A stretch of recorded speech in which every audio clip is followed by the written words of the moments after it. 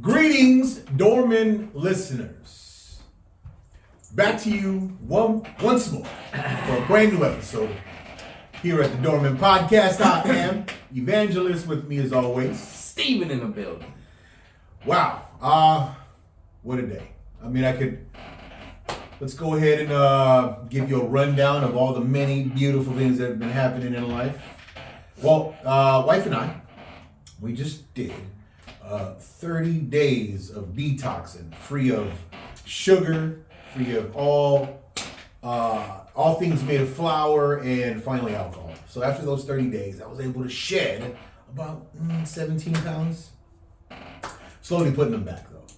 Is there any sugar in the Diet Cokes? No, Diet Cokes are sugar-free, but they do, I think they have sweeteners like aspartame or something crazy. Anyway, so just did that. So we came back Friday, had our first drinks. And then yesterday we had this epic cheat day that capped off last night at Slater 50/50. Ever been there? In Huntington? Yep. Oh my God. Had some awesome burgers, awesome food. But yeah, you know, this little cheat stuff is kind of good. You can only imagine the size of your eyeballs once you open that menu at Slater. Oh my God. No. Once the whiff of bacon, like, hits the nose, right? Right. Like, and then you make eye contact with the burger it's attached to. You're like, oh, with the brioche bun. Oh my God. You have such a poetic way of Because who makes eye contact with a burger? Right. Only you. Yeah, only me. Only you. Well, yeah. So, a lot of good things are going on in life. Anything to report? Chiefs are still in the Super Bowl. Shall we throw a little wager on that? I mean, we did. Let's do it. Yeah. You know what? Just to make it fun. You know, and our listeners, I think, like to hear that one of us has lost something.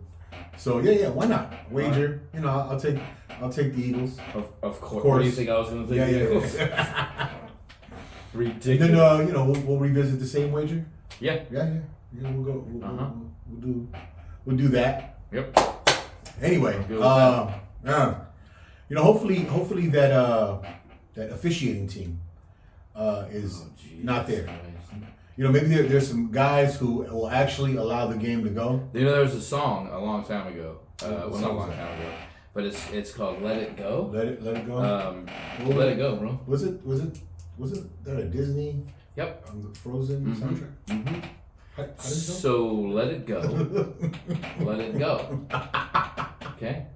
All right. Doesn't really matter anymore. Okay. Okay, we'll let it go. Why don't we just talk about the officiating in the '92 Super Bowl? New officiating this week. Jesus. This coming game. Good luck to you. I hope it's the same fucking crew. No, I hope not. Jesus. No, that crew's never gonna get another playoff game. Mm. But anyway, not really much else. Just working my ass off this past week. Watched a couple good movies this weekend. Oh yeah. Well, I don't want to say good. Okay. Good. I use good as a loose word. All right. This movie called The Haunted. The Haunted. It really just pissed me off because it's a scary movie and it's one of those movies. Obviously, you know, it's a haunted house that becomes everybody thinks it's fake, but obviously it's real. Right? But these assholes kept going through it. Like, oh, let's just go to the next room. Maybe we'll get out. Like, their friends are dying, like, left and right, and they're like... Isn't that always the... Yeah, I know, but it just pissed me off. Like, who the fuck... That's always the storyline, right? Who does that? People who just kind of want to push the envelope. Like, And you want to know the common denominator of why it would happen? Majority white people. Right. I mean, come on. You know what it is? And it kind of, like, throughout history, from Vikings to Western expansion here in America, right? White people are just adventurous. Crazy. Right? They're adventurous. Come on, bro. Watch the movie. Uh, I mean, you'll laugh. We've seen It's time comical. and time again. Look, It's comical, but it's also frustrating. No, I get it. There's a scene where they literally, like, they lose one of their friends, and then their friend gets dragged in this, like, horror room and gets a fucking hot poker through the head, and they're like, "Was that real?" Like you just saw a fucking poker go through your friend's eye, out the back of their head. And he's no longer. The lights are no longer on. No. It's real. And it was this whole group of like these weird people that didn't want to be labeled beautiful or ugly, so they cut their own faces off and they modified their faces. I was like, Jesus Christ! Everything has a fucking undertone. All movies have an undertone, right? I too watched the movie yesterday. What? Wife and I watched Avatar, and I get it. I totally understand, right? What the plight, and it kind of like it kind of revisits the concepts of imperialism, revisits the concepts of the colonizers, and I mean, although there wasn't any colonizing in this new in the new one, like it more well actually they were in the process of building a home for humans or Earthlings, right, on the planet. But what the focus was on was that these guys were mining this element, this substance, but they were mining it from animals For the newest vaccine. No. This was something that was said to stop aging in its tracks. Right? Fountain of youth. Stop aging in its tracks. And this huge vial, the size of probably like a 2 to 3, probably held the volume of a 2 to 3 liters. And it was said that 2 to 3 liters should be what would probably cost $80 million. Most expensive substance on in the history of substances. Anyway, but so I get it, right? The evils that these guys were willing to participate in order to get this, coupled with I don't know if you're familiar with the first. No, I haven't seen any of the Avatars. Well, there's this one character that led the fight in one, the Avatar race, or the Avatar, I forget what they're called, Nazis?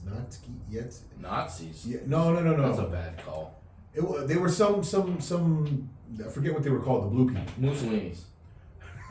They were the blue people. The Genghis Khans. There was one character who led the blue people into victory. The Pol Pot. Chasing the sky people, meaning the humans, back home, right? So, the new movie was about the hunting of this leader, and / the mining of this substance, right? Yeah. So I mean, there was a lot of like. It's funny these movies with messages like that are made by probably one of the most corrupt industries in the world. Right. Well, I mean, it was of course it was meant to revisit a lot of the sins of the past, a lot of the sins of the European culture, a lot of sins of colonialism, a lot of sins of imperialism, right? So I get it, right? You want to highlight, and the idea is that you want these lessons to be revisited so that they never happen ever again, right? Yeah. That's and bad things happened because of that era. Right. Well, we both watched a movie called You People. Yeah. And I would say that out of that movie, I mean, there were some funny lines in it, right? It's pretty funny. But the end, one of the lines towards the end of the movie, Jonah Hill has a podcast, much like ours. The production value of his podcast are. Yeah. Yeah, we're working on that. Yeah, guys. We're almost there. Ladies and gentlemen, we are absolutely working on it. But he says that because his partner on his podcast is a black lesbian, right? And he's obviously not black, but she had said something earlier that black people, white people will never get along, right? Ever. And he at first didn't believe it because he didn't want to believe it, but then he said that the differences in cultures he saw because he was engaged to a black woman. And it didn't work out because the parents were just too culturally different. So he didn't want to believe it, but he knew in the bottom of his heart that statement was true because of cultural differences people refuse to look at the real root cause of why people don't get along, as opposed to just the surface cause, right? Sure. So, which is an excellent segue, as you've been getting better in. Well, you know what? I think I was, same thing came to mind, right? I was like, this is, I don't know whether you did this on purpose or not, but this segue, your segue game is like, it's surprising the shit out of me. I do know when to cut you off from your Avatar ramblings to get to the point of what our topic is, which is differences, right? Differences. In all aspects of differences. Yeah. Size, shape, color, culture, obviously culture, beliefs, sports perspectives. teams. Go Chargers. Perspectives. Yeah. What time do they play on Sunday? But that line, at first when he said it, I was like, oh Jesus, it's one of those. But then you think about it, people who don't necessarily come from the same culture, don't get along for whatever reasons that are brought about by generation, right?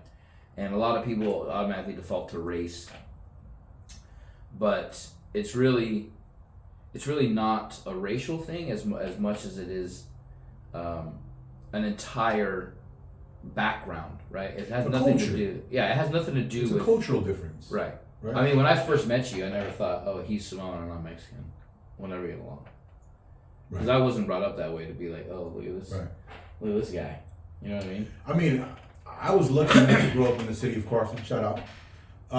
And then Carson is one of the most racially, culturally diverse cities, right? Because in our school, in high school, I had the opportunity to go to school with Mexicans, Filipinos, blacks, of course us Polynesians, Samoans, whites. Mm-hmm. There were so many different, and other types of Asians. There were so many different races represented there in pretty, I would say in pretty significant populations, right? That, we got a chance to see what the different cultures were. We got a chance to see what the different styles of communication, the different styles of expression, and we got a chance to get to know how to coexist, right, peacefully, and then when we didn't want to because we were immature kids, not peacefully, right. So we understood what it was on both sides of the coin, right? Whether we wanted to do things peacefully, not just peacefully, but live harmoniously, or whether we wanted to stir some trouble or we knew what measures to take. We knew what we were willing to do, right? Like one thing that we had, and I'm sure you guys or maybe you experienced this, we had cultural weeks where we would celebrate the different cultures, right? Where they would express the cultures in dance, and they would give us a taste of the foods that they ate. So specifically for us Samoans, we had what is called May Day, right? We had a May Day celebration where there was a group of Samoans who would put on a dance performance, singing, just a wide variety of yeah, we didn't have that performance expression. We had the different what do you call those? Like the organizations, like the clubs, right? Okay. We had different clubs, but it was kind of like certain ones got more pop than the other ones, but we never had like cultural show off days. Never had those in Fountain Valley. No, because it was huge. In Fountain Valley, it was. I mean, I think my freshman class had something like 1,100 kids in it, Wow. and it was mostly Asians, whites. That was majority of my freshman class. Okay. But you know, I grew up in Fountain Valley, right? Mhm. I didn't ever notice the difference, and I wasn't raised in a household that was like, you know, stay away from these people or stay away from those people or you know nothing like that. But you know, it was not a culture shock when, you know, like meeting different people. You know what I mean? There was a couple Samoans that went to my school. They were older than me and played football. Very few blacks, but it was like mostly whites and Asians at Fountain Valley at the time I was there. But it was never like, I never, like when I saw, you know, Bernard Fano or Jaron Fano, like, oh my God, that's just Samoan. You know what I mean? It wasn't like that at all, but it was, and I was one of those people that was not the most popular, but not on the lower end of the spectrum either, right? So, I mean, I talk to people, I'm very approachable, or I approach anybody, I don't know if I'm approachable, but I never had that feeling of like, oh, they're different than me, stay away. Like I never, and that might be the upbringing or, I mean, it had to be, right? If I was brought up in a different way where it was just like anybody different, stay away from, I probably would be on some sort of different podcast right now. Yeah, probably.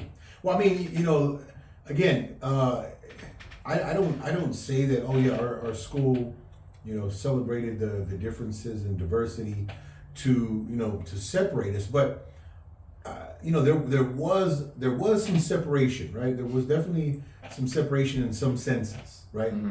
But then, so I personally, I don't consider myself to have been popular, right? I don't know that I was a part of any popular crowd. I played football at some point in high school, and playing football, that gave me a chance to, you know, rub elbows with Right, other, that puts you in a different put class. you in a different class, but you know you rub different elbows with the different races and cultures, Right. because you know blacks, Samoans, and you know And what a few school did you go to? Mexicans. Carson Mm. High School.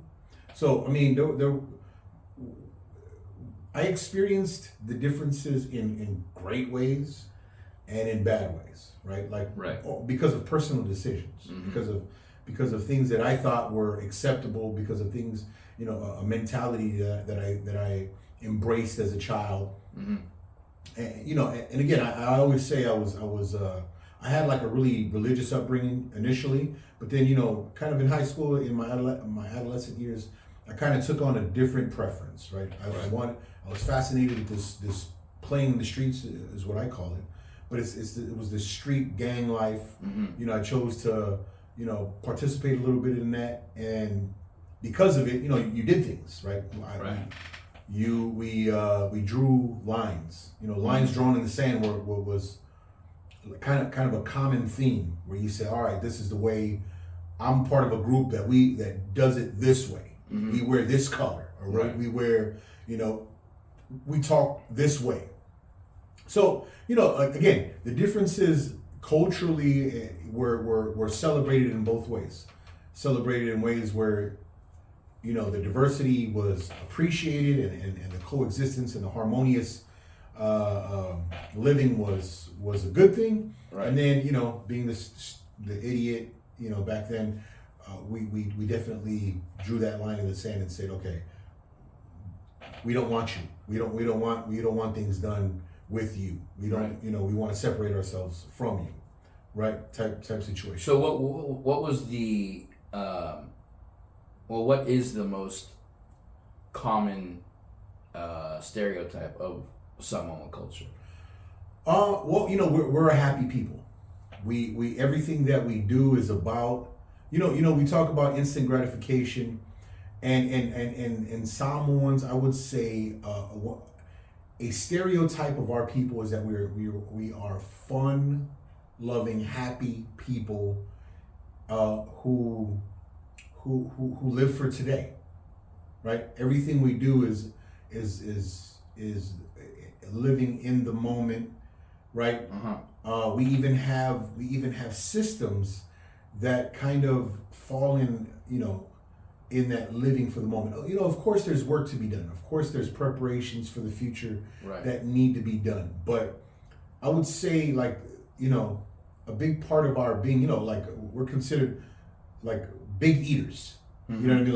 Like mass consumptions of food. We're definitely known to be big people, and that plays into that live for the moment, kind of mentality, where we love our meals, right? And it's not necessarily we're not necessarily saving up for tomorrow as far as the meals are concerned. There are other things that kind of like highlight that live for the moment mentality. But I would say, if there's any like kind of stereotype that, and it's kind of a somewhat a negative stereotype, I would say that's it, right?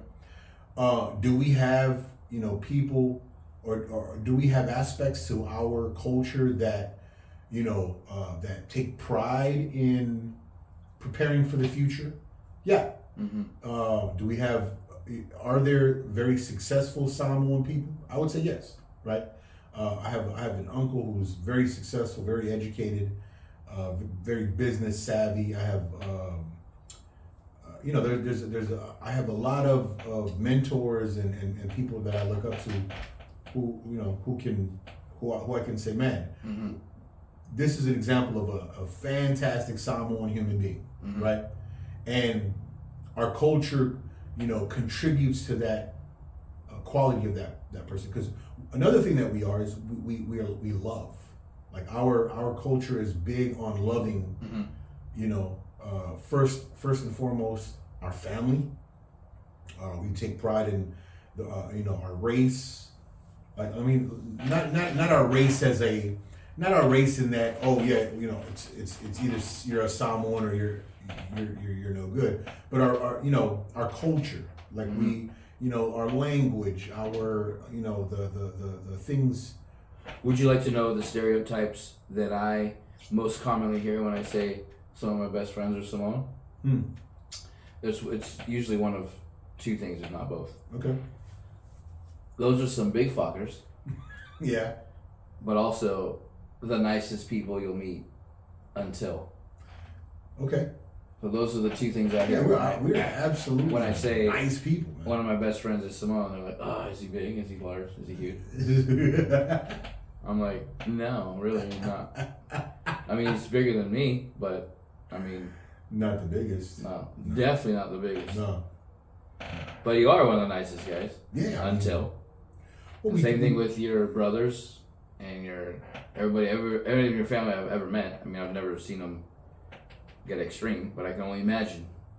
Yeah. They're much like bulls in a china shop when that button is clicked. Yeah, and you. I mean, I think you've seen us enough. Like, it takes a lot. It would take a lot to drive that bull in the china shop. To bring that character up. Right. Yeah. But yeah. I mean. But that's a cultural difference, right? Like I would say that, your culture and my culture are similar in a lot of different ways, based on family values, religion, for one. Not necessarily taking care of others on my side. You mean?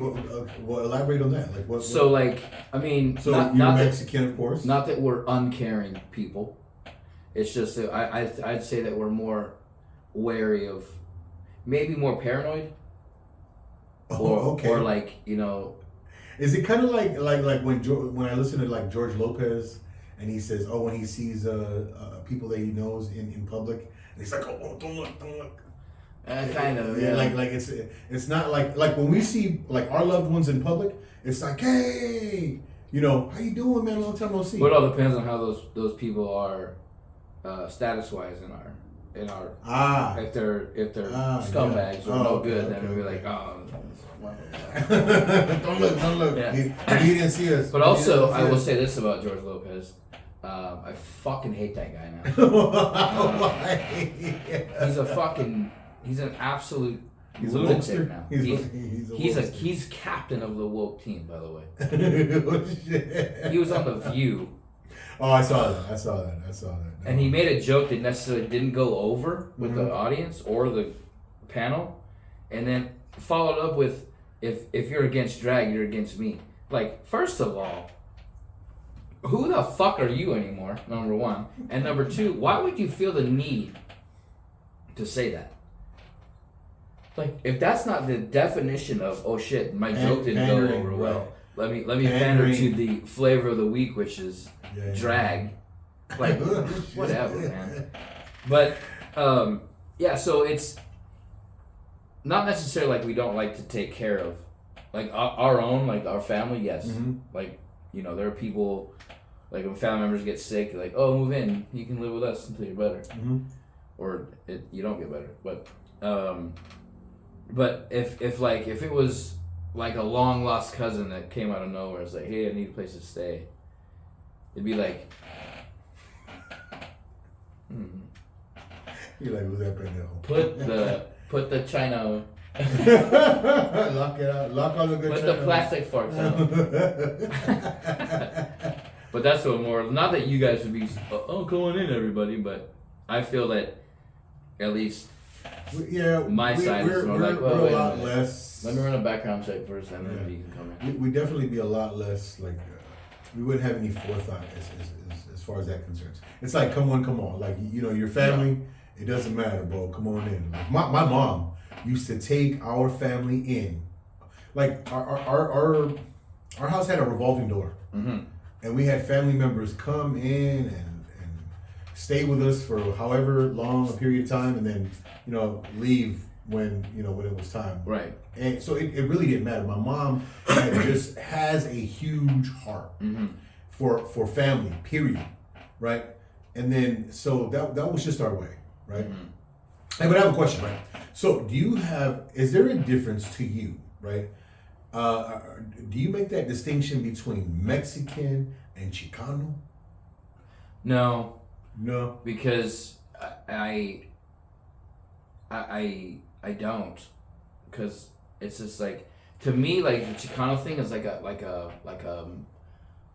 almost like a Hallmark fabricated holiday. Sure, you know what I mean? It's just like, because you can go back and say anything. You can make up a word, and say, this means this. Yeah, and it's just like, I don't ever call myself that, ever. Is it somewhat like this new term or the latest term, Latinx? Yeah, I don't get that either. Like, I don't understand the need to always change the definition. Right. I mean, Hispanic was one of those phrases too. Right. That was created by this. And I never understand, like, on applications now, it says Hispanic, not Latino. Like, what the fuck does that even mean? Like, what? Yeah. And you don't give me another option, so I have to pick that. Right. Okay, so I would say that's kind of a fortification in what we're talking about, right? We have this need in civilization to put mad labels on things, right? We have this, and then the labels allow us to be comfortable with the separation. Right. Until here comes a Karen and gets offended, and it's changed. We talked about this last week after we recorded, like, the Girl Scout cookies. For as long as I can remember, they've always been Samoas. Yeah. Right. And then one year, all of a sudden, here comes Betty Sue fucking Smith, who gets mad and says it's offensive, and they're carving our people lights. Didn't give a fuck. No, you didn't. Our people did not care that you called cookies after hours. The most successful Girl Scout cookie in the history of Girl Scout cookies. Caramel Delights. And no one bought it because they didn't realize. Yeah, they're like, what the fuck? And they tasted different. I don't give a shit what anybody says. Fuck the Girl Scouts. They tasted different. And they're Samoas again. Yeah. And they're fucking fantastic. I wouldn't give a shit if the best cookie in the world was called beaners. I don't give a shit. If they're good, they're good. It doesn't matter to me. Hey. Right? Well, you know, I think what we want to drive home to the listeners, right? It really doesn't matter. Like, it really doesn't matter how different we are, or even how different we express ourselves to be, right? Because there's a difference between being and your expressions, right? What has to be driven home is that the idea that at some point there has to be a decision made to live amongst each other. Right. There has to be a decision made to communicate with each other, right? And that coexistence and the harmony that we find in the coexistence is what is what is important, right? So if we decide to draw this line in between us and say healthy, unhealthy, we decide to say white, black, we decide to say amongst Polynesian people there are subdivisions, right? There's us as Samoans, and a rivalry over the years of ours have been like Tongans, right? And that has been again, in my immaturity as a child, we highlighted that rivalry, right? Even though so much of our culture is so similar, right? But we can go ahead and draw these lines. It's the same thing with Mexicans and Puerto Ricans and Cubans and Dominicans and all that shit. Right. To me, the line drawn that makes like very little sense is El Salvadorians and Mexicans, because they're in such close proximity to each other. There's just like a border, right? Yeah. Or the Honduras, it's just like a little border. Right. But that's what was initially an argument in the beginning has been passed down from generation to generation to generation to generation to make sure that if you're from one of those countries or one of those areas, that you know that you are the superior one and the rest are trash. Right. And it rotates, right? Like if you go to Mexico and you call a Mexican a Puerto Rican, you're going to get some words said to you. Mm-hmm. And it's the same the vice versa. You know what I mean? Because it's a different language. I mean, it's the same basic language. Yeah, but different. when you have, I would say like a dialect. Yeah, or it's kind of almost like a slang. It's kind of like even the difference between like the southern twang of English and everywhere else. Yeah, the Brooklyn accent, the Boston accent, the Texas, Alabama, the South. Minnesota. Right. Yeah. All those different accents it's the same language, but it's almost like you're like, wow. Right. Like you don't have an accent, you're still speaking English. Right. You know what I mean? Exactly. But the accent that comes with the different dialects or the different twangs with, like Puerto Rican is fast. Yeah. Like Puerto Rican, when they speak Spanish. Yeah. And Cubans as well, right? Cubans, yeah. And it's always very like, yeah, but it's like slangy. You know what I mean? Okay. But it's still, still considered Spanish. Yeah. Oh yeah. Bottom line, it's all Spanish. It's all English, right? Yeah. Yeah. So what seems to be a common theme today, and for whatever reason, and we can list reasons that make sense, right? Or we can list like conspiracy theory type reasons, that there is a group that want to highlight these differences. They want to hammer these differences that are out there between cultures or beliefs, or even the whole vaccinated, unvaccinated, right? Right, because it's easy, right? Right. It's easy to exploit people's basic need to not like somebody for whatever reason. Yeah. Vaxxed, unvaxxed, black, white, brown, yellow, purple, whatever it is. I was listening. Sorry to cut you off, but I wanted to drive like this point.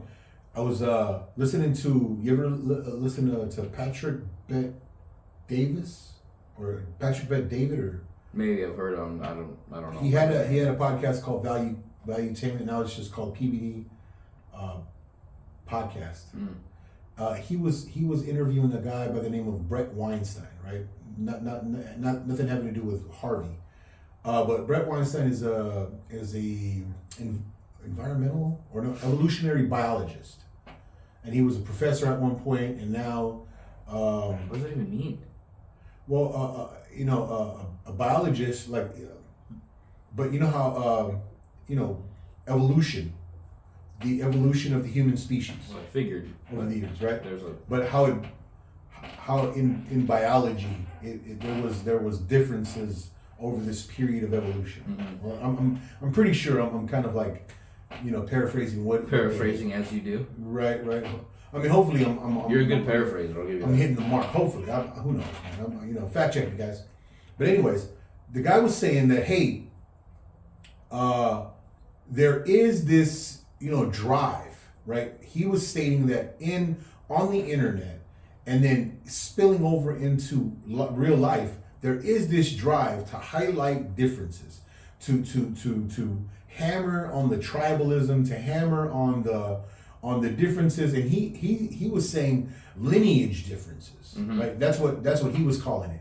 And then Patrick Bet-David was saying, oh, you mean racism? And then he was like, well, I don't want to drive. He didn't want to turn people off with that giving it that label, racism. So he called it lineage differences. Anyway, Patrick Bet-David said, or I hope I'm saying his name correctly. Patrick Ben David, something like Bet-David or something.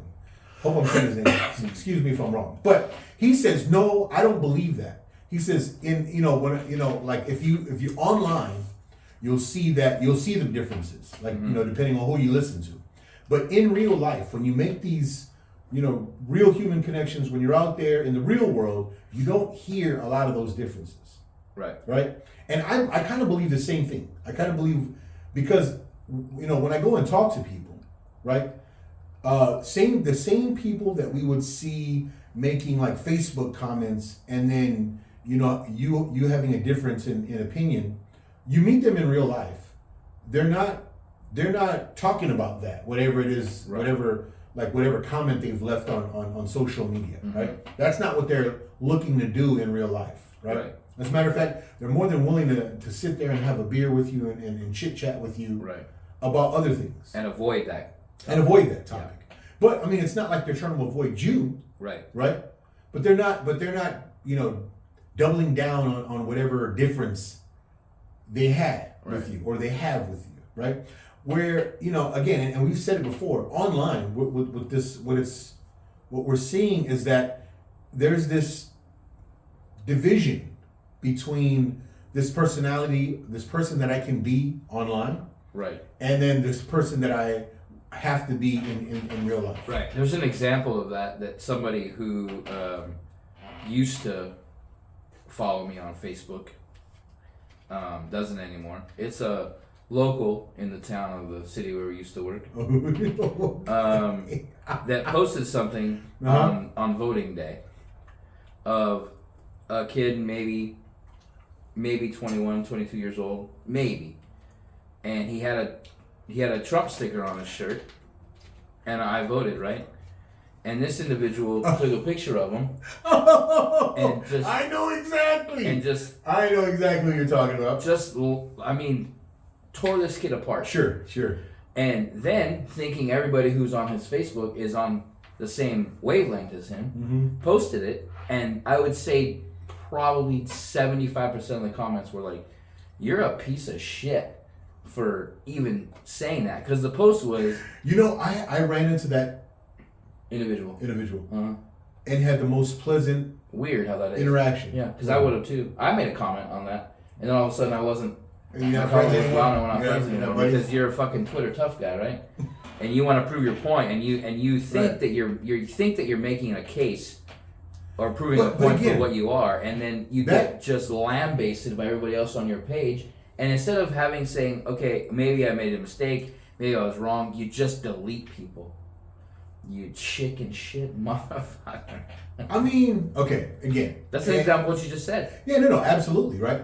But again, like, yeah, we can go ahead and make those separations and say, okay, I'm not friends with this person, or I'm not friends with that person. Right, it's your choice. Right, it's your choice, right? Or we can say, you know what? Yeah, there are differences. We do have differences in opinions, but that doesn't have to prevent us from Right. having a beer and Right, you know. because in all actuality, that post was probably done while he was not sober, Okay. and then woke up to being sober and realizing that most of those comments in that post were like, "You're kind of an asshole for even assuming," because that kid not only got dragged in that photo, who never probably saw it, that kid's parents, his bringing up, his whole, like, based on one fucking sticker that said Trump, that kid's entire identity was identified by this individual who crucified him on Facebook. And then here comes the Facebook reality brigade, and like, I didn't like it, so he deleted people. More than one person on that comment he deleted. Sure. And it's just it's beyond me that something like that, like, you could have a difference of opinion and know these people for 15 fucking years. Hey. And then all of a sudden they're like, "Oh, I don't like what you said," and you're a pariah. Yeah. And everybody who knows me knows I don't give a fuck if you're my friend on Facebook. I don't give two shits. But if you feel the need that that's your only outlet is to just run away, essentially, then you're, as I said, a chicken shit. Yeah, look, knowing the individual that you're talking about, most pleasant like interaction. Last time we spoke, right? And not to say that it's not real, right? Well, we don't people don't have to dive into those differences, right? But what happens online is that you're given this option. I guess I didn't have to comment. Yeah. But you're given this option online to identify yourself by your difference in opinion or difference in perspective, or not. Right. Or you can just say, okay, like a lot of times I'll read things, from people that I know online, and I'll say in my head, I won't even comment. I'm like, oh, okay, this person and myself, we don't share the same beliefs. I've caught myself many times reading posts, and I type out a whole thing, and it's almost therapy, right? Yeah. You type this whole thing out, and then you delete it, and then you delete it. Yeah. Because you just know that there's somebody who's gonna see that and take it the wrong way, because everything is interpreted, right? Right. I can mean one thing, and somebody's going to interpret what they think my tone was. Yeah. So I just type it, delete it, and move on. Because in my head, there's no arguing with. You cannot fix stupid, right? No. And it's my opinion what I think is stupid, and I think Evan and I have the same opinion on what's stupid. But you just can't engage with it. That's almost how you have to handle it. Right. You just can't engage. Right. So I think that kind of drives the point that we're really trying to make. Yes, we all have differences. If we wanted to break out our microscopes and really look and dissect the molecular makeup of every person, you're gonna find differences. Right. You can choose to emphasize these or magnify these differences as much as you want if you wanted to.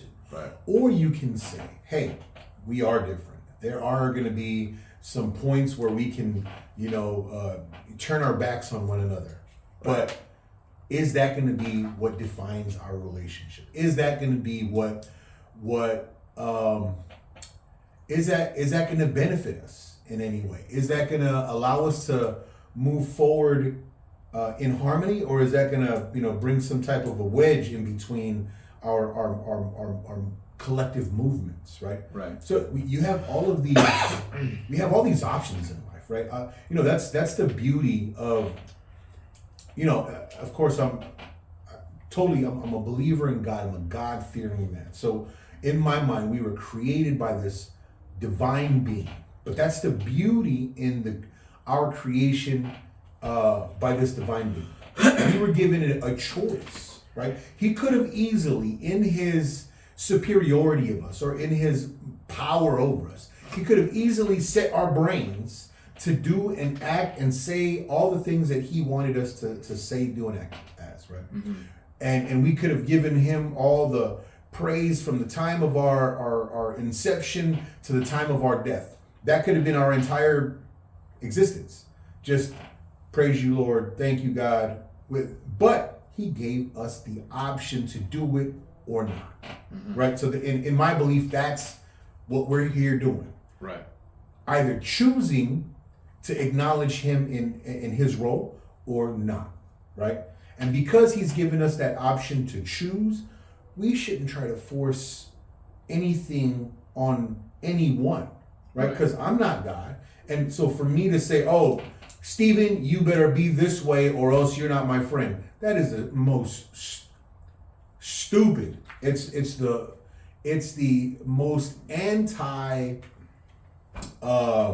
godly thing you can possibly do. Right. Right? Do this the way I want you to do it, or else It's also not sustainable. Like It isn't. You'll run out of people absolutely. that would want to even be around you if you Right. kept that up.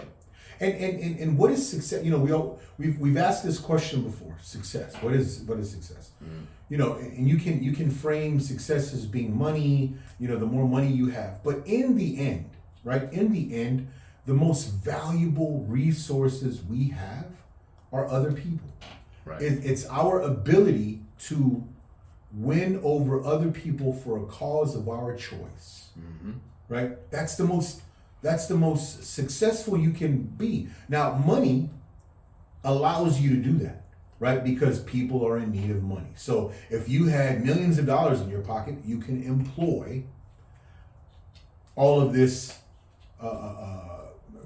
interaction with people, right? You can employ that, right? Mm-hmm. But if you just have the ability, right? Again, I always use the idea that 2,000 years ago, this Jesus Christ character was born, lived.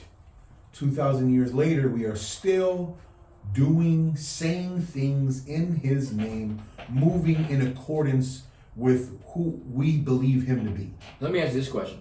I have a friend who will remain nameless, but he's on Tinder and all those things. And he doesn't even engage with people who list their pronouns or their vax status, Okay. or people who say if you voted for Trump, fuck off, essentially is what they're saying. So would you say those people that are putting those on are limiting their potential soulmates, if you would say? Once again, for me to say that, oh, these people are stupid in what they're doing because I am nobody. Right. Right? I am not God.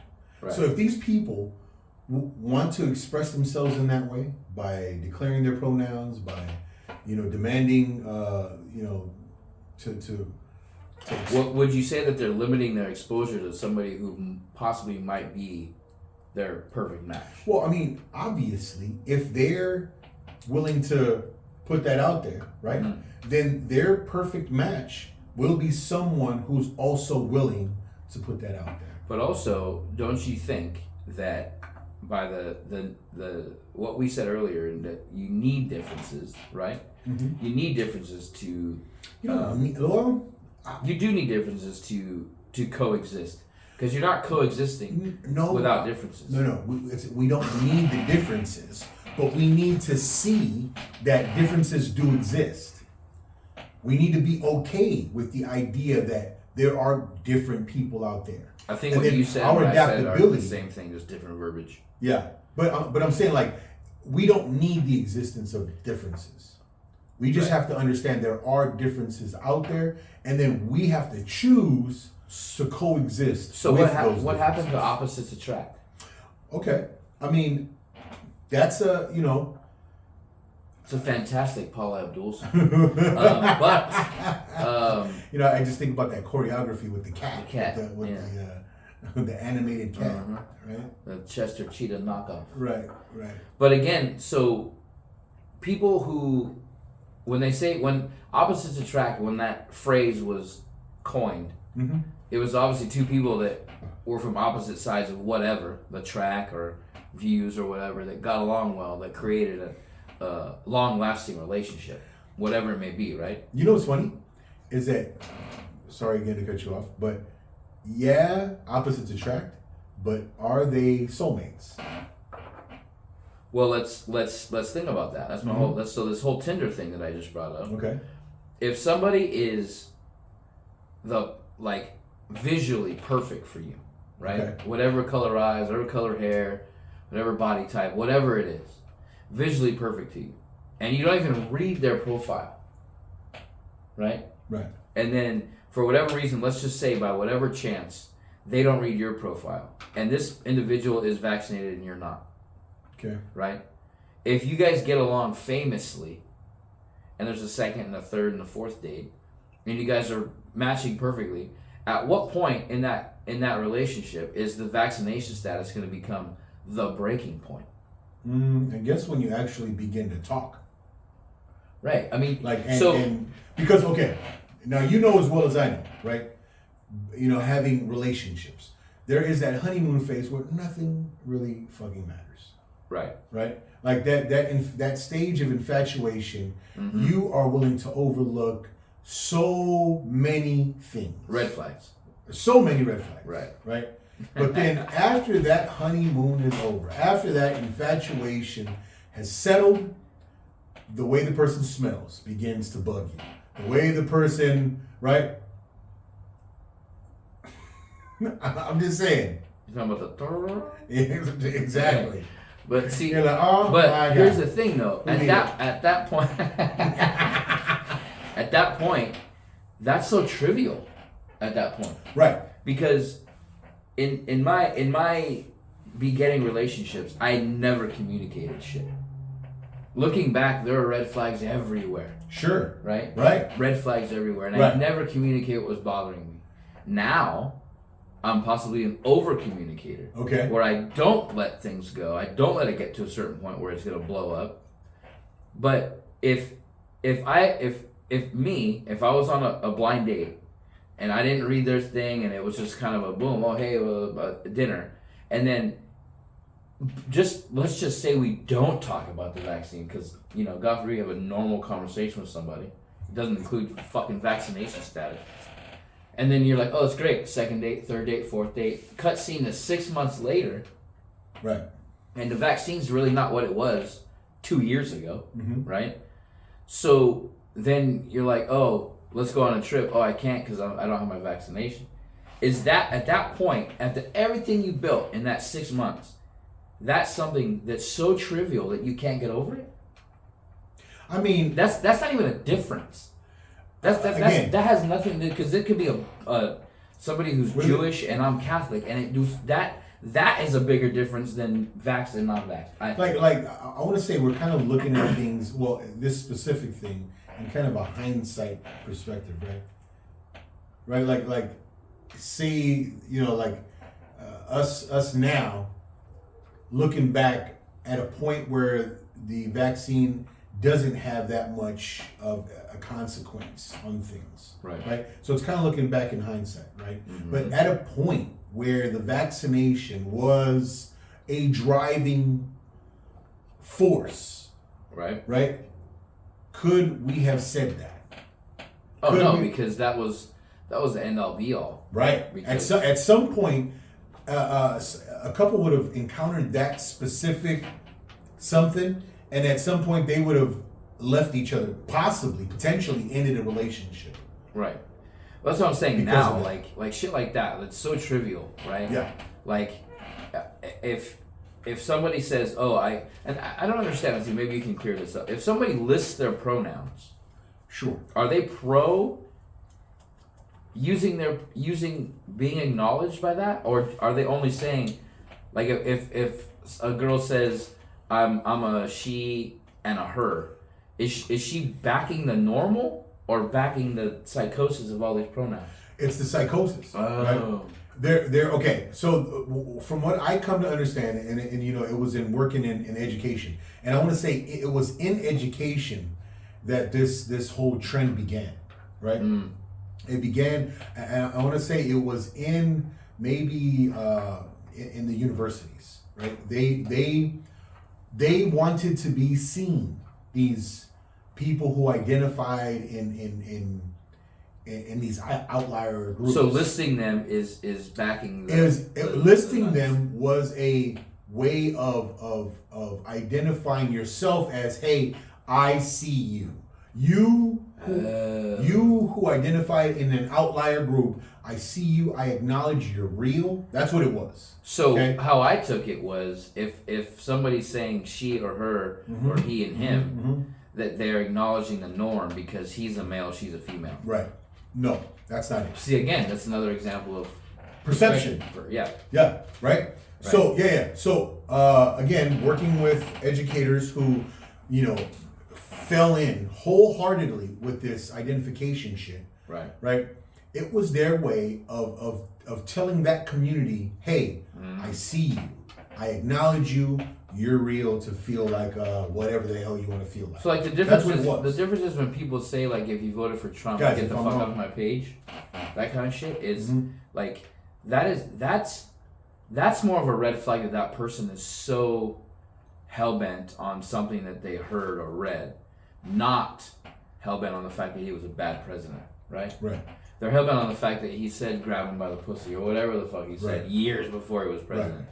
Or they're, you know, he tried to stop the flights from China when COVID was hard, but it was racist, right? Right. Like that's just somebody who's never gonna let something go, right? Sure. Like you're just never gonna let that go. All that tells me, right? Those people, right? And again, at the end of the day, who am I? Who are we to say what we think is right and what other people think is wrong? Right? Who are we? Right? Two but legends, again, two legends on the West Coast. But again, we're all people who have differences in perspective, beliefs, right, cultures, existences. Period. Right? We have to find out. We have to find out what it's going to take for us to coexist. Right? So, having said that, people who saw Trump and fell for the okie doke, because that's basically what it was. Right. There was a group of people that included this media machine. They turned on this machine to frame this man to look a very specific way. They wanted him to appear anti-presidential. Well, almost anti-human at one point. Sure, but this is what it was all about, right? We don't want you to think of this guy as in any way resembling what a president should be. He's too much of a maverick. He's doing things that's way out of the box of our political beliefs. We want to frame him in this very bad light. Right. And there were a group, a big population of Americans who just fell for the okie doke. Yep. They were willing to fall in and say, hey, you know what, this guy really is. And then, but whose help did they have? They had the help of Hollywood. I remember Arnold Schwarzenegger after that Carolina incident happened, right, where he was like, "Oh man, the fact that he doesn't want to condemn that one side and blah blah blah." Well, he sounded more like, but God, show me your leadership capabilities. Yeah. These people helped that machine skew this man in a very specific light. Right. And then so hey, that's what I see. They fell for the okie doke. Yeah. You know, they were willing to bring just I want to say nurture a hatred within themselves for this man. Yeah. Right. Like for us, we didn't give a fuck. We just saw the stupidity. Well, again, like even if I did vote for Trump, but even if that was a thing, like that doesn't make me a certain type of person, right? Mm-hmm. I mean, at that point, Trump was the as anybody who wins the election of president, the lesser of two evils, right? Mm-hmm. That's who you end up voting for, because everybody's corrupt, everybody's fucked when they're that high. Yeah. You're not going to get a clean individual. Yeah. unless they're a robot, right? And even then, Absolutely. the robot can be programmed, but Yeah. So you really did. it really doesn't was a matter make of me a chauvinist. who's gonna fuck us less, right? You're like Hillary, and Hillary just had this real thing about her that I just couldn't back. That's one square-headed bitch. You ever look at her head? Your box head. She looked like SpongeBob. she looked like Squarehead. the bad guys from Gumby. Remember the orange blockheads or the whatever the fuck they were? Look like Hillary Clinton's twin brother. No, but look, yeah, I just couldn't. I couldn't do it. Like the evil expressions that she was able to muster up. Like you know how they were able to like, do a little still frame of different celebrities and at different times. Like, who had some sick ass still frames was Beyonce, right? When they were able to like during her performances, she would make these faces and they would like capture her in these split second. You're like, ah! Yeah, I don't like her very much. They were able to do that to Hillary, and I was like, oh my god. I never really liked Beyonce. I've never. With Destiny's Child, and then at first when she first got out, I always thought, yeah, she's a great performer. She's not even then. I never ever really liked her. She's about, come on, man. She's a talented woman. Can't. Anyway. Illuminati. I'm wondering what the hell this whole Illuminati business is. I mean, I know I've been educated on the original concept of the Illuminati, right? Adam Weishaupt, I'm not even sure I'm pronouncing his last name correctly, but he was he was educated in the Jesuit way, right? The Jesuits way, right? So and this was a movement to combat the sins or just the absolute tyranny of the church at the time, right? And then so I'm familiar with that Illuminati. Now, what it's become and the key players in today's Illuminati, I'm not really. Everybody's claiming, somebody's in the Illuminati. Well, there's a conspiracy theory going around now about Jay-Z for sure, and Beyonce. They're like but the king and with queen of it now. with Jay-Z is that if you look at his rise to what he is now, was on the backs of the deaths of pretty much every rapper that's been knocked off. Sure, they even say Puff. Yep. P. Diddy. I've been watching these little clips about this lady just spilling the beans. Yeah, man. She's spilling the beans. She's gonna on be her. found on Rockaway Beach one day with a hot nuts in her neck. Like this. They're like Heavy D dead. Yeah. Who else has died? And anyway, they were much, saying Albie Shore was on his deathbed or something. Yeah, pretty much. Like what? Like Jay-Z had something, and then Nas went crazy. Okay. And then Jay-Z jumped Nas, and then Puff had Biggie, and then Biggie died. Oh, And then shit. you're just like, what? It's like a soap opera. It and is. then, people who are willing to, they get tangled into it. And they're like, "Oh my God, this is exactly what happened." Man. And then they perpetuate that, and Yeah. then it becomes gospel, right? Then it becomes like, oh shit, this really happened. I've got a chance to party with some heads, man. Like people who are in the industry and blockheads like Hillary. No. Oh. Like dudes from the Dog Pound, or I got like guys, just in the rap industry in general, man. But and it's not, they're regular people, right? They're regular people. But just imagine though, right? Just imagine you're regular people, but you happen to be successful at a specific thing, and you're sitting around other very successful people, right? In this space, and then you all have the idea that, hey, I want to do something, but you guys all have the resources to pull it off. That's basically what you're you know what I mean. Jay-Z is a part of this group who has millions, if not billions, at his fingertips, and if they have an idea to pull something off, they have the resources to pull this shit off. Right. Well, it is weird when you. I mean, I don't really know much about Jay-Z before his shit was on the radio, right? I think he's an awesome rapper. As an MC, he's the business. Yeah. I'm not taking anything away from his talent. I'm just saying, if this individual is correct on all the shit she's putting out there, Mm-hmm. or because there's always where there's smoke, there's fire, right? Sure. Every little conspiracy There's always theory some is truth based in in this. reality. It's Yeah. based in truth. Yeah. So, I don't know. It's pretty crazy when you go down those wormholes of conspiracy theories. Man, you end up at the bottom of some weird shit. Yeah, man. Even government conspiracy theories. Oh, yeah. Right? Oh my God. With the many players over the decades, right? Even going back to like the beginning of the centralized banking, right? The conspiracy theory that lies beneath that. Holy shit!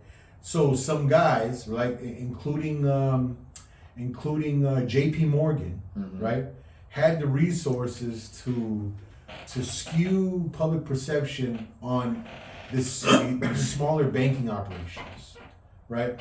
So the way they did it was they said, "Hey, let's cause this run on the bank for a pretty big banking operation at the time," and then he just happens to have access to all of these newspapers, Right. right? And then so run on the bank happens, 1908, I believe, 19 something, and he's able to publish this widespread. Yo, run on the bank. This can happen to you. This is why centralized banking is the way to go. And then all of a sudden, 1913 comes around. He gathers this group of money, and he's like, Woodrow Wilson, this is what you need to do as president. Blah blah blah. Secret meeting is had, and then bam, centralized banking is up and running. Well, there's a conspiracy theory that came out about Martin Luther King, which is the craziest thing. There's a letter circulating now, I guess, that's been released by somebody that was written by, who was the president when Martin Luther King was? Kennedy? Was Or it Kennedy? LBJ? Maybe it was LBJ. Who died first, Kennedy or Martin Kennedy. Luther King? So it was I LBJ, believe right? it was Kennedy. 63, right? 63, right. And then King died in 68, I believe. I could be wrong. Guys, fact check. Well, anyway, so there's a letter saying that they were threatening to expose that he wasn't the religious perfect man that he really was. Like he had mistresses and whores and all this other thing. And the letter says that you have 30 days to like basically go away, or we'll make you go away. Wow. It's 34 days to commit suicide is what the letter said, or we will make you go away.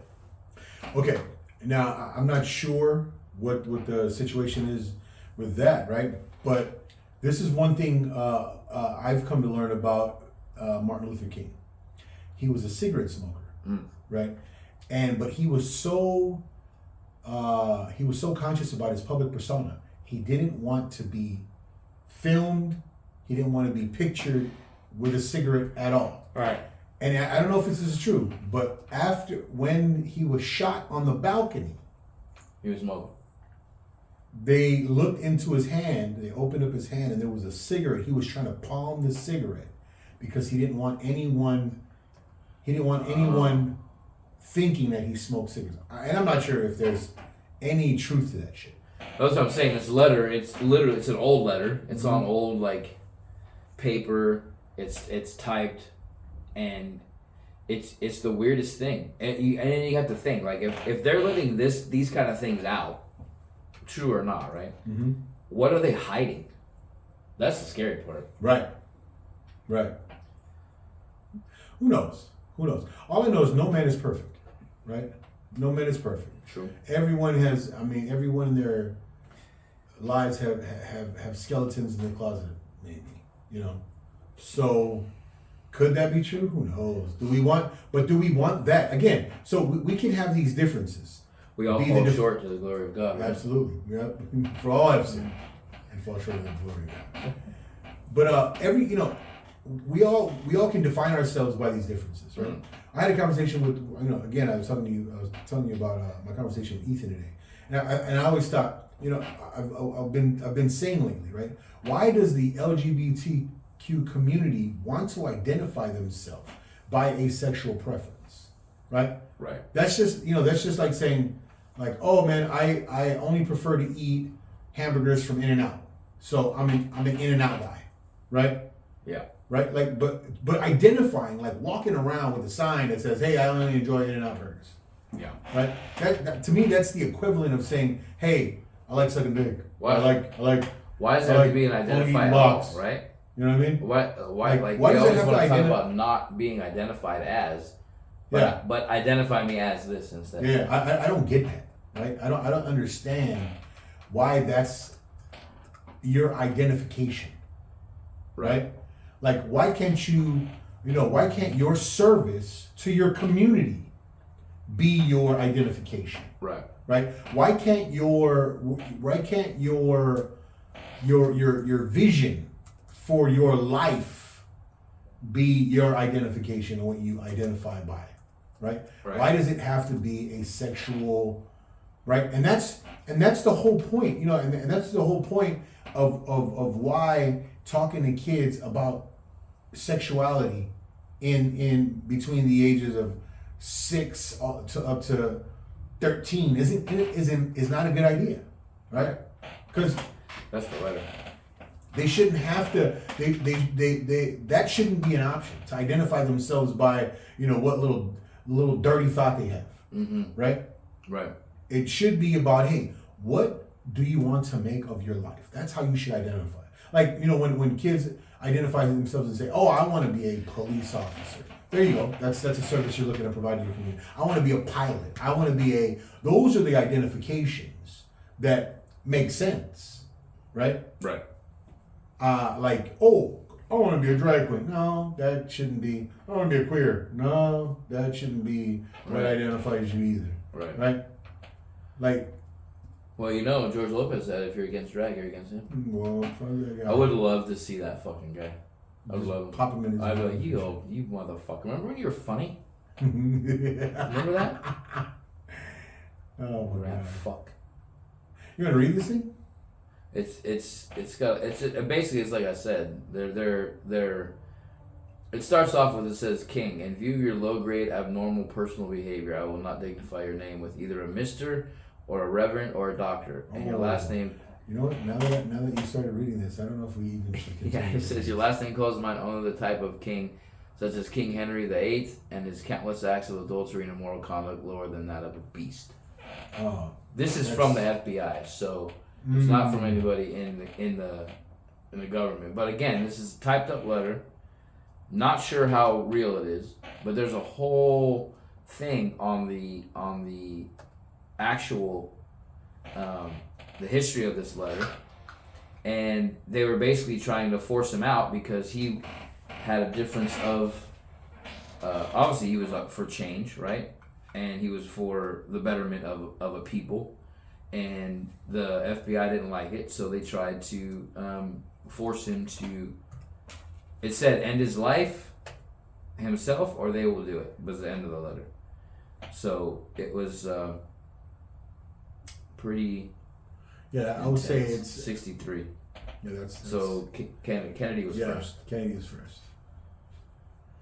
I mean, I would say this, man. Like a man like Martin Luther King, to try and trump up some 68, you're right. to try and trump up some negativity about a man like that, who did so much, right? I would say he did so much so many great things, right? So to even like, That just shows Put- the fear that they had, right? right? Because he was but to he put was on any the type way of to- shade on this man's name, right. it should not be done. It Right. shouldn't be. Again, Well, why now though? Why now was that letter being? After all Right. this time, why now is that letter being circulated? like that. Okay, that'd be like, okay, I can see if he was going around identifying himself as adulterist, right? Right. But he identified himself as a peacemaker. He identified himself as a movement toward the betterment of humanity, not even just the black race, Right. or black Americans, Right. Towards humanity, right? His dream was that, kids of different color can go down the street holding hands, Right. judging each other by the content of their character, Mm-hmm. right?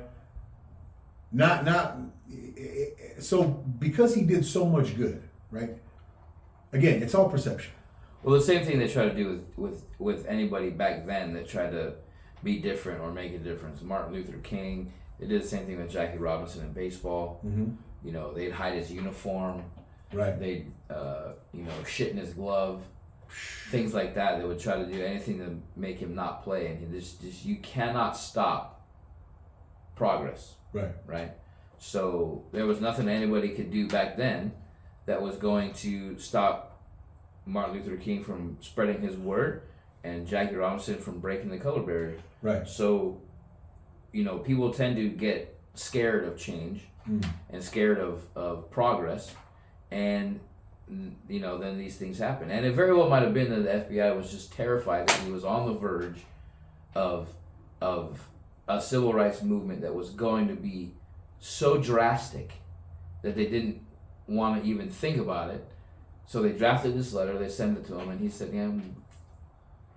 But you know what? The amount of refinement, right, that both of these characters, MLK and Jackie Robinson, like personal character refinement that they had to practice, right, in order for them to be considered in this light. Right. What about their level of patience? Right. Yeah, exactly. Character refinement. I mean, these guys had to have like angelic traits. Yeah. Right? To endure, like the perseverance, right, that these guys had to have, because they were dealing with day after day of bullshit. All right, look, Steve, I know you, bro. If you had to deal with 2 days of what these motherfuckers had to deal with, right, you'd be dead people. There would be dead people. 2 hours. 2 hours, right? Someone sick dogs on you, or sprayed you down with a fireman's hose, shit in your glove. God, that's come where on. I started. Okay. You son of my baby. Shit in my glove, you fucking bastards. So, I mean, again, right, like, we know what we're willing to take, and then for these guys to endure that and then some. Holy shit. Yeah. Right? Dude, I know, oh man, there's so many things that come to mind as to how I would react in certain instances. I always used to tell my daughter, man, carry a sharpened pencil. And if anyone wrongs you, right to the eye. But yeah, these guys were the level of refinement, the degree of quality that these guys had to be. Right. Right? Their characters had to be. That's what I mean. That letter was drafted with malice. Yeah. And absolutely. Dude. And just, I mean, vile verbiage. Yeah. That they were trying to scare him, thinking that these words and these empty threats were gonna stop him from his message. Yeah. And then they saw that he wasn't. So they eventually lived up to their word. Yeah.